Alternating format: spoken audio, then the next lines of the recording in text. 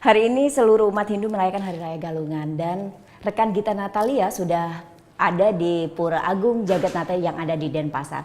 Silakan rekan Gita Natalia, laporan Anda.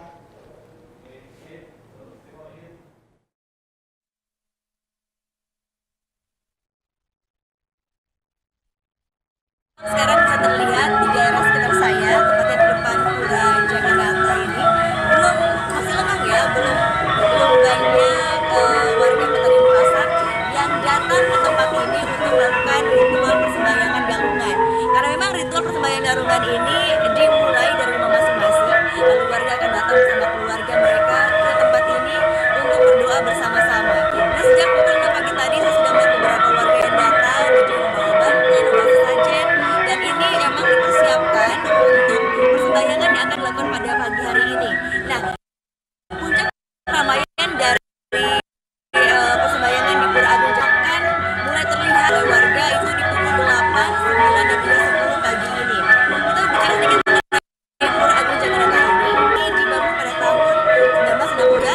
Awalnya tujuan dari pembangunan pura ini yaitu untuk memberikan tempat beribadah kepada warga-warga perantauan dan juga mungkin warga Denpasar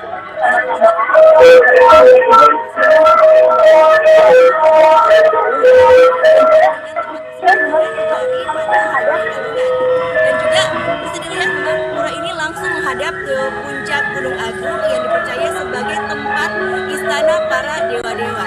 Nah, Pura Agung Jagatnata pada hari Raya Galungan ini akan dibuka hingga 24 jam ke depan, dan juga jika masih ada warga Kota Denpasar yang belum sempat datang pada siang hari, dipersilakan untuk datang pada malam hari karena memang dibuka hingga malam nanti ya. Nah, untuk ritual dari galungan ini sudah dimulai dari kemarin, yaitu dari penampahan galungan, yaitu persiapan, lalu hari ini adalah hari persembahyangan, dan besok adalah hari perayaan di mana warga akan datang bersilaturahmi dalam rangkaian yang diberi nama sebagai Manis Galungan. Iya, Farah.